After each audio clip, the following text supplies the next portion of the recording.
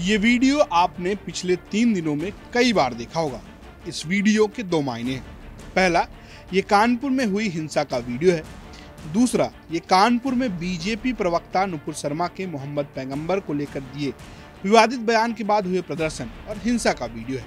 दरअसल नुपुर शर्मा ने जो कुछ कहा उसका असर उत्तर प्रदेश के कानपुर से लेकर पूरी दुनिया में देखने को मिल रहा है। एक और कानपुर में हिंसा हुई तो दूसरी ओर अरब देशों में भारतीय प्रोडक्ट्स का विरोध होना शुरू हो गया। अल जजीरा ने इल्ला रसूलल्लाह या मोदी के हैशटैग के साथ एक ट्वीट किया और इस ट्वीट में लिखा गया। दरअसल ये ट्वीट अरबी भाषा में है, जिसका हिंदी तर्जुमा है, भारतीय प्रधानमंत्री नरेंद्र मोदी के करीबी एक प्रमुख राजनेता द्वारा पवित्र पैगंबर के अपमानजनक ट्वीट की अस्वीकृति में अरब देशों में गुस्से की लहर और भारत के बहिष्कार का आह्वान। ऐसे में देखा जा रहा है कि अरब देशों में जहां भारतीयों की अच्छी संख्या है, वहां भारतीय प्रोडक्ट्स और भारत का विरोध हो रहा है।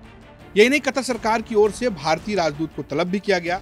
इस पर भारतीय राजदूत का कहना है कि जो विवादित टिप्पणी की गई, इसका भारत सरकार से कोई लेना देना नहीं है। ये ट्वीट इंडियन गवर्नमेंट के विचारों को नहीं दर्शाते हैं। इसके साथ ही कहा कि हमारी सभ्यतागत विरासत और विविधता में एकता की मजबूत सांस्कृतिक परंपराओं के अनुरूप भारत सरकार सभी धर्मों को सर्वोच्च सम्मान देती है।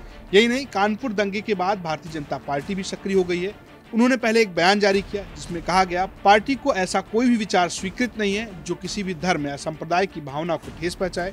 वह सभी धर्मों का सम्मान करती है। पार्टी किसी भी धर्म के पूजनीय लोगों का अपमान स्वीकार नहीं करती। वहीं से कुछ देर बाद नुपुर शर्मा को बीजेपी की प्राथमिक सदस्यता से निलंबित कर दिया गया। कुल मिलाकर इस पूरे मामले में बीजेपी दबाव में दिख रही है। वहीं नुपुर शर्मा की ओर से माफीनामा सामने आ गया है। उन्होंने ट्वीट करके लिखा, मैं पिछले कई दिनों से टीवी डिबेट पर जा रही थी जहां रोजाना मेरे आराध्य शिव जी का अपमान किया जा रहा था।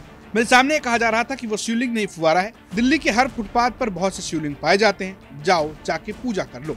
मेरे सामने बार बार इस प्रकार से हमारे महादेव शिव जी का अपमान मैं बर्दाश्त नहीं कर पाई और मैंने रोष में आके कुछ चीजें कह दी। अगर मेरे शब्दों से किसी की धार्मिक भावनाओं को ठेस पहुंची हो तो मैं अपने शब्द वापस लेती हूँ। मेरी मंशा किसी को कष्ट पहुंचाने की कभी नहीं थी। कुल मिलाकर कानपुर से लेकर कतर तक बवाल मचा हुआ है। ये रिपोर्ट यूपी तक।